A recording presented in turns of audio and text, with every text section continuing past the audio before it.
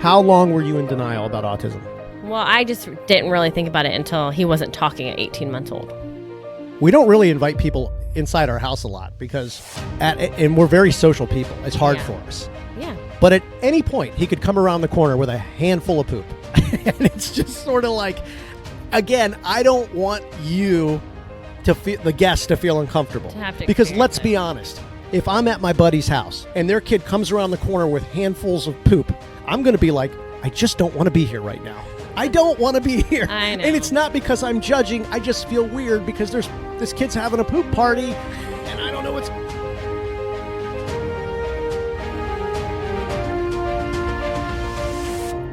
Oh, you would be terrible at live radio. Yeah, I would be. You would be terrible. I'm so nervous right now. Oh, my God. Why are you so bad?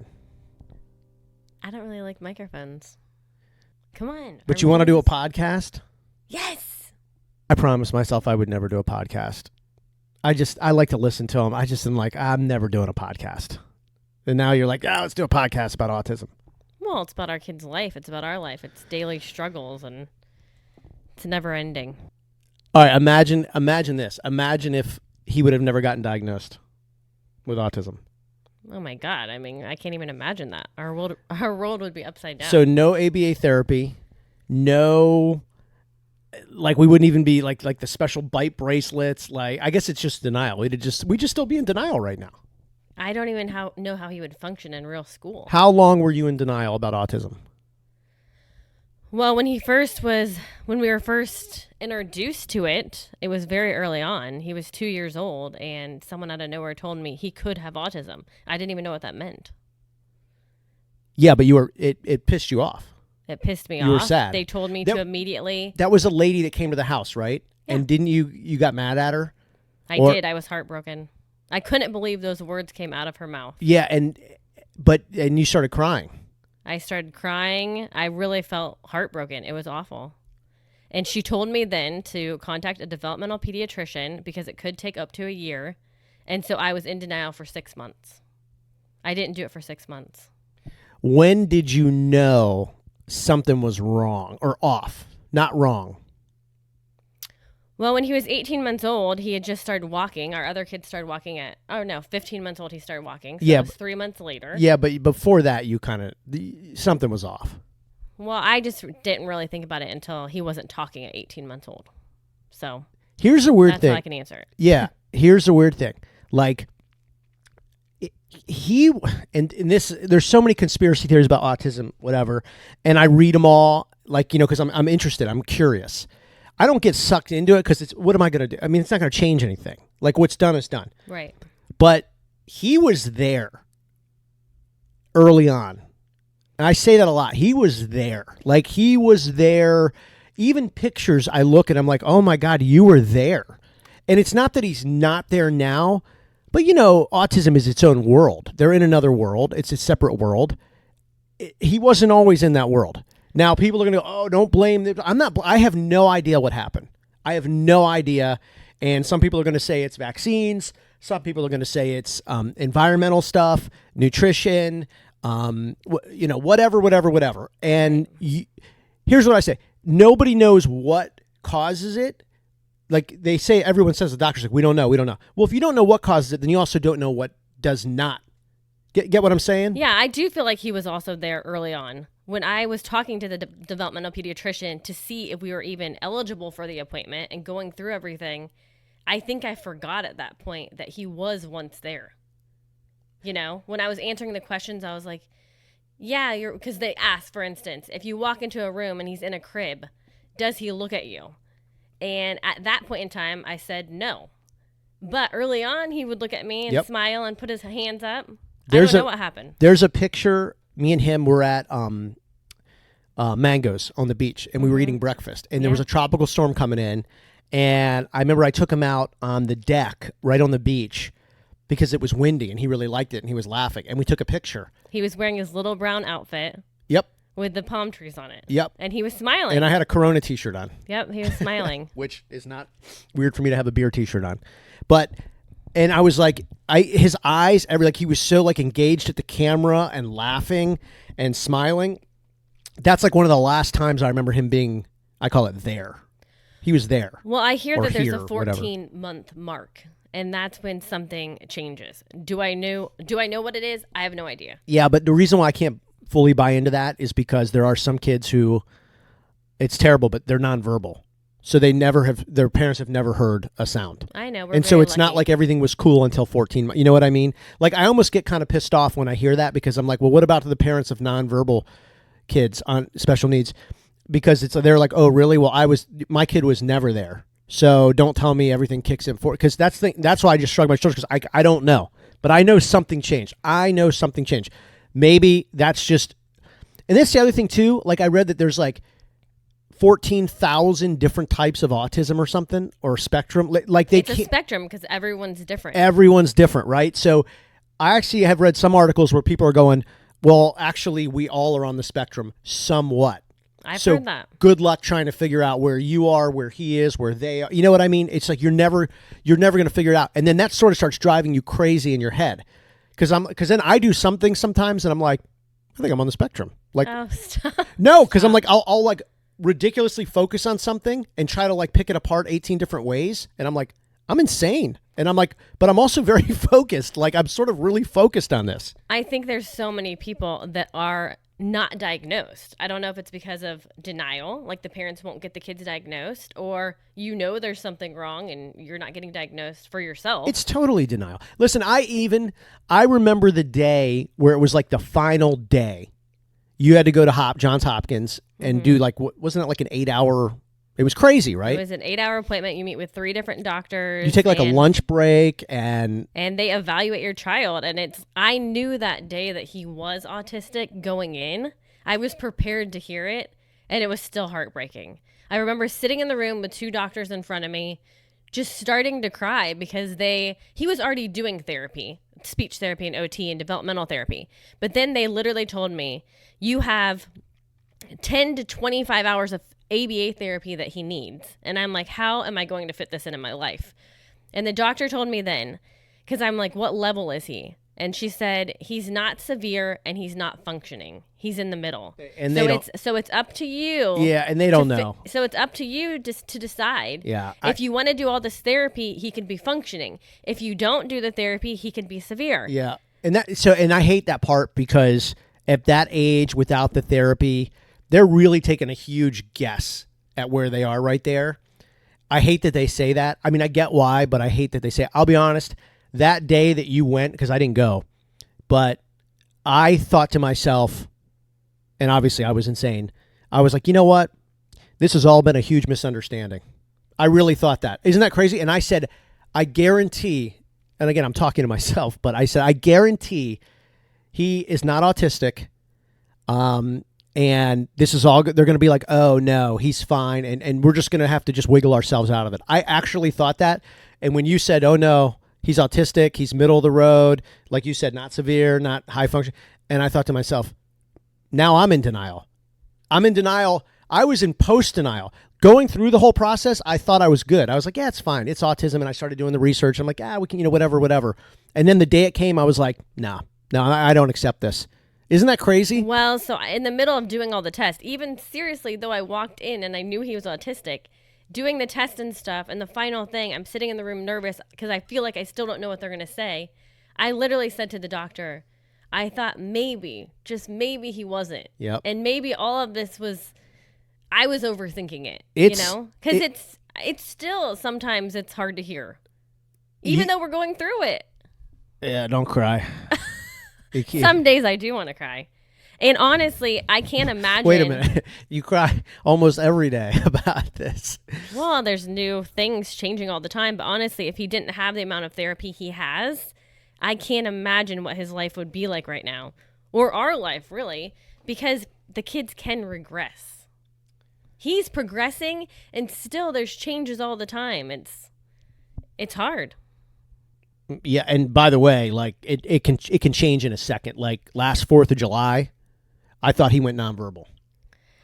So we were really bad parents that night, but we had no idea. Yeah. It's just but we did. But we were bad parents, but we didn't know. We were not bad parents. No.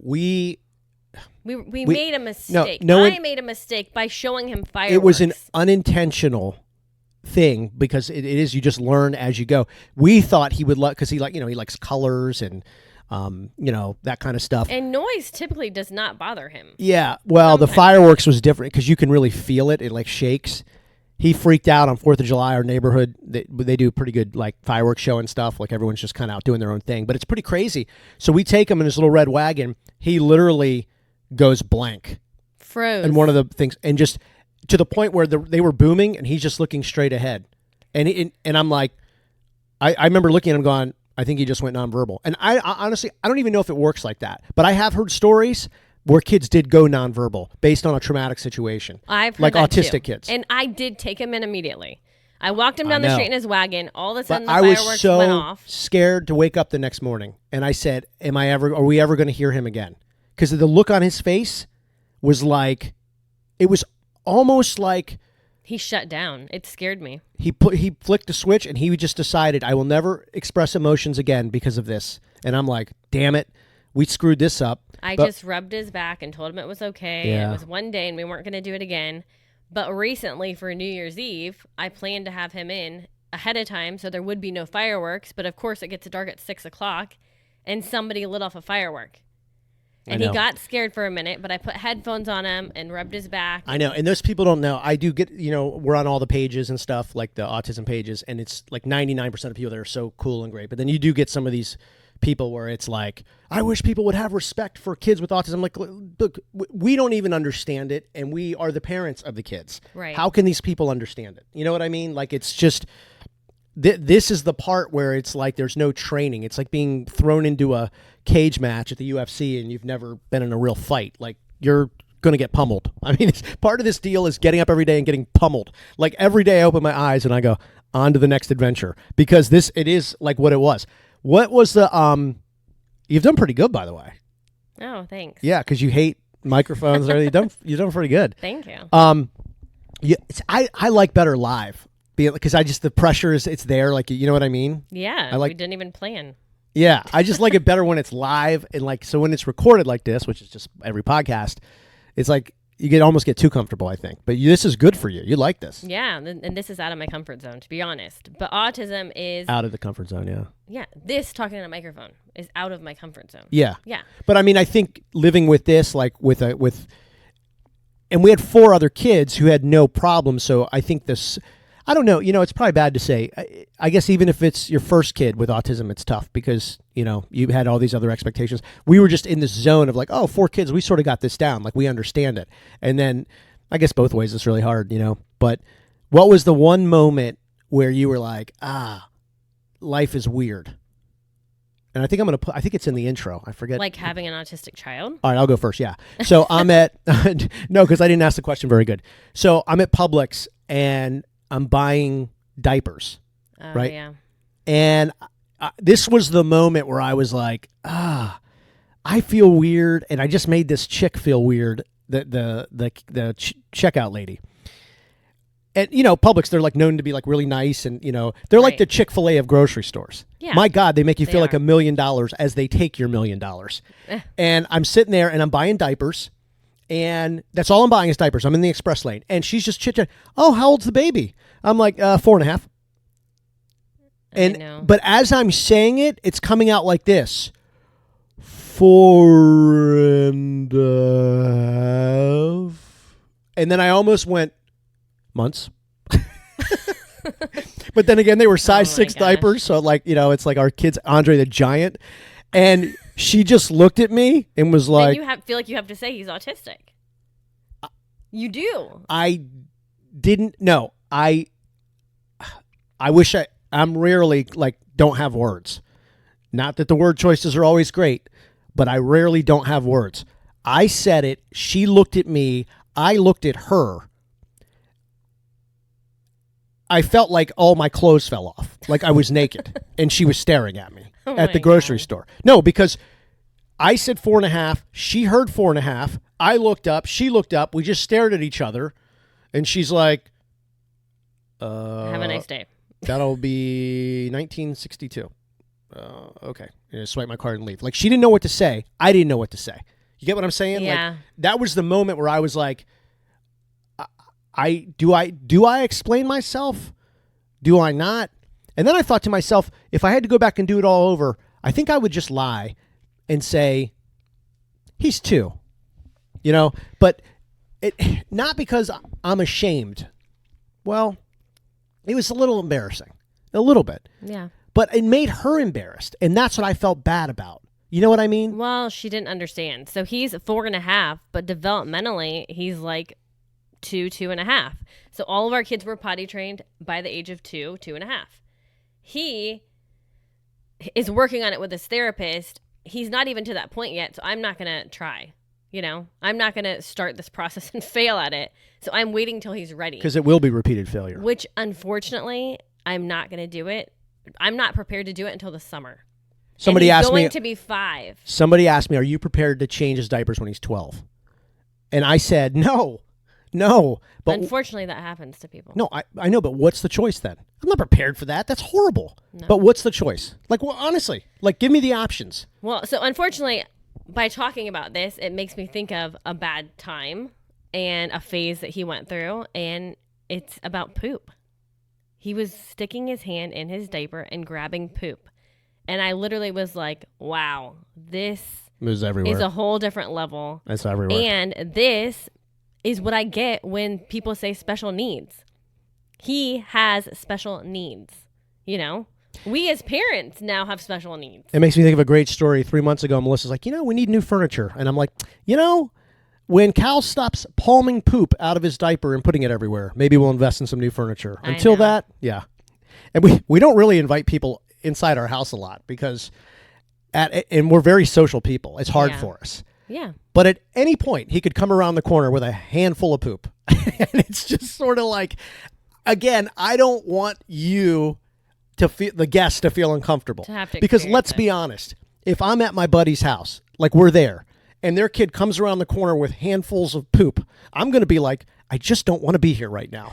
I don't want to be here. I know. And it's not because I'm judging. I just feel weird because this kid's having a poop party and I don't know what's going on and I don't know what to say, and I don't want to put people in that situation. So yes, I'm embarrassed for other people, for me, and I know people say, don't be embarrassed. Oh, stop. I mean, we're just human beings, It's just hard. It's hard to kind of like try to put on the perfect act all the time, because I've given up on that. Yeah. Like I'll wear the same shirt 3 days in a row. Why? Because I have so many issues when I get up and dealing with him and you, because you're dealing with him, because you really deal with the brunt of it, because he really wants to react to you more than me. He wants you to see the good and the bad. Yeah. And he chooses me as the mom. Right. Yeah. Like the everything. I don't even know. Like, it's almost like he doesn't. We're sort of like, we're like these ancillary players in life, but you are like the central aura. You're the focus. Yeah. You know what I'm his world. Yeah. He can't live without me. Oh yeah, and I mean, it's crazy. It's and like, I can't imagine if you ever had to. I mean, it scares me.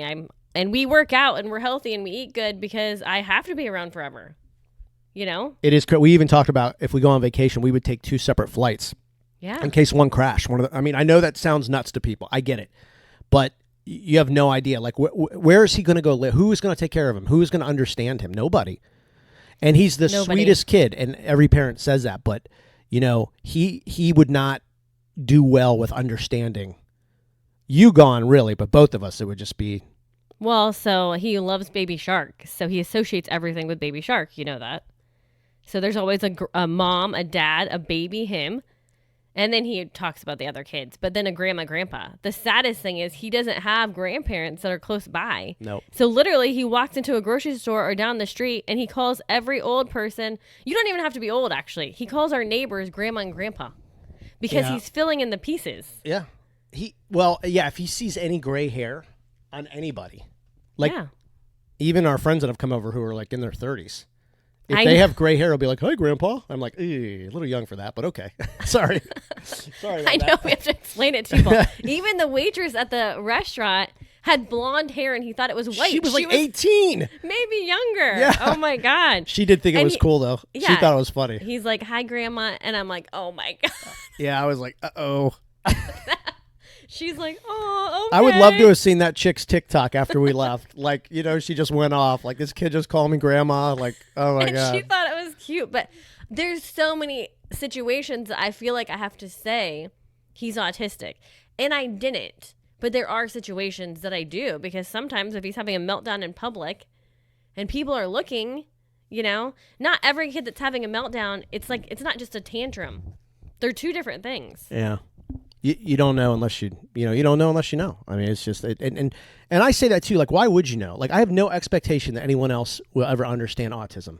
And I would never either, to be honest. I just, why would you subject yourself to this life if you don't have to live it every single day? You know what I mean? Like, I don't even get frustrated anymore when we're out and people kind of stare at them and roll their eyes. And I'm like, I get it. Like, you don't know. You probably think we're just horrible parents that don't discipline our kid. Honestly, that's probably what they think. And that's what I would think too. So I just go, you know, it's cool because he has given us a lot of patience learning about that in other people. I hope we've given him something. It's just hard to understand what we've given him the therapies, and I hope it helps. And, you know, I mean, yeah, we don't know what his future looks like, but having siblings and the kids having to experience this, our kids have said to me before, I wish people just knew. Like, I just want to say he's autistic. Wow. But it makes them look at people different and treat people different because of it.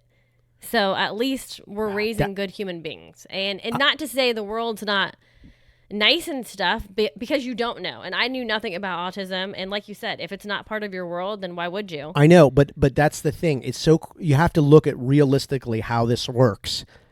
And our other kids now are judging other people who look at him different. You see what I'm saying? Yeah. It's like the cycle of, I don't know if you want to call it the cycle of judgment, the cycle of hate. I mean, the cycle of whatever. But they do now get frustrated at other people, and they're like, they don't need to look at him like that.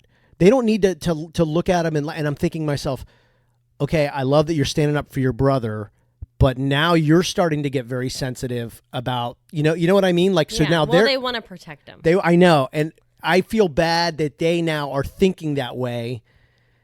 It's like anything else in life. I mean, it's just, this is never going to all just be understood, you know? Right. And we're still learning all the time. But I mean, being a 4.5-year-old and treating him like a 2-year-old, because that's developmentally what he is. He's in a stroller and he's strapped in, and sometimes he's in a high chair and strapped in, you know? And people don't understand that. Someone said to me the other day, you still have him in a high chair, and kind of giggled. And I was like, kind of in my head, I'm like, it's not funny. Like, he needs to be in a high chair. Yeah. And we have to do stuff to keep him safe. I know. I don't, and I think though that a lot of people who do that, that's the nervous, uncomfortable giggle, where they're just sort of like, understand it. They're trying to relate. And I'd really give those people a ton of credit, because they're trying. You kind of get the feeling, you know, like they know something isn't right, but I don't know. They want to do something to feel like, I don't know. It's hard, because it does. You become so aware of your surroundings, but almost it drives you crazy. We used to go out to eat like 3 or 4 days a week, right? With the kids. And really we'd get a lot of compliments from people. I mean, we've lived all over the country. Right. We've been to like restaurants everywhere, and would get this unbelievable feedback from people. And, you know, admittedly, I mean, I'm pretty tough on the kids about eating habits and, you know, acting good right. manners. Yeah. And I'll never forget, whose birthday was it? Charlie's birthday? We went to Miller's over in Seminole. Yeah. Was it Charlie's birthday? It was somebody's birthday. It was your birthday. It was my birthday. And we just needed to go somewhere close.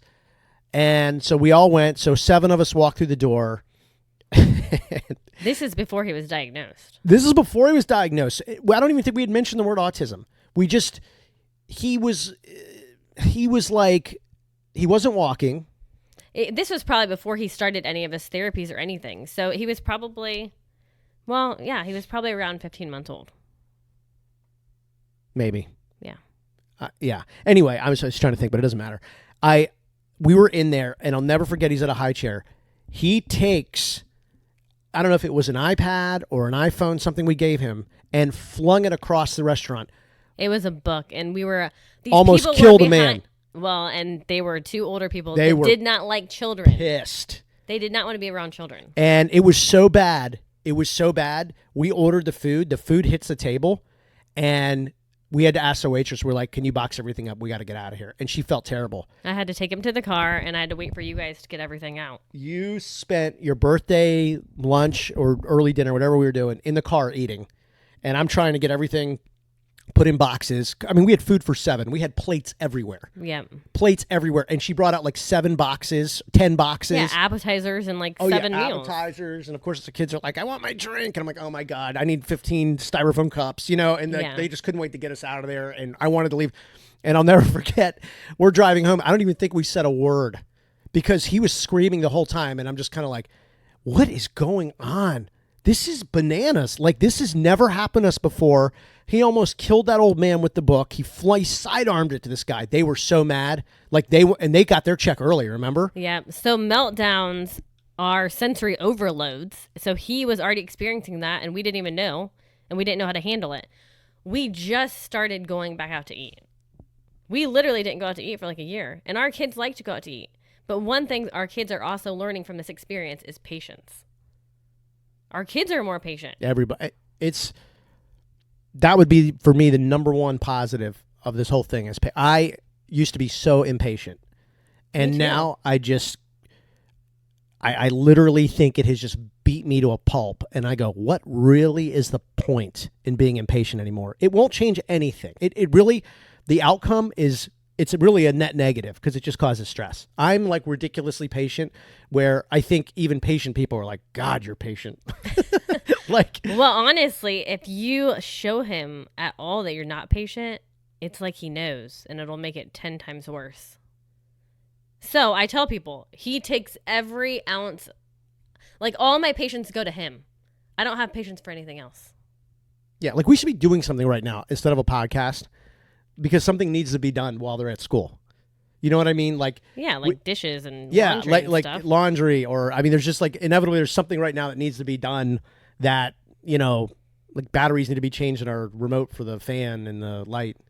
Well, part of wanting to do this is because I knew nothing about autism. Most people don't. There's a lot of people that are just now experiencing it for the first time because their kid was just diagnosed. And I think it's good to share your stories and help people relate to what's going on, because I felt very alone when this whole thing started, and I know there's a lot of people out there experiencing it, and I feel like the more you talk about it and the more you hear people's experiences, the better you feel because you're not alone. Yeah, at the end of it, getting the diagnosis is right now, I think still, and I could change my mind down the road on this, but is still the best thing you can do, because once you get access to that therapy, like it is. Sometimes I don't know that it's like there's really good weeks with the therapy, and then there's weeks where it's just okay, and then I think there's some weeks where it really just doesn't do anything. But that's all of our lives. But it can't hurt, right? Right. You know? Well, yeah. But I honestly think there's an aspect of it where you go, but what else can I do? Like, we're doing everything we can do. Like the therapy, we're doing the 20 or 30 hours a week of therapy, and that's on top of, what is it? I gotta go. Oh. I have to go pick him up from school for therapy. Oh, right now? Yeah. Okay. I'm on a time slot. Well, that's you would have sucked in the radio business. Can you imagine, like halfway through? Oh, I got to go. What do you mean? I got to go and do this. But we're on the middle of we're in the middle of the show. You can't leave. We're live. I got to go. I'm sorry. That wouldn't have worked out for you very well. All right. So that's the end of it because you got to go. I got to go. He has therapy. We're out. Peace.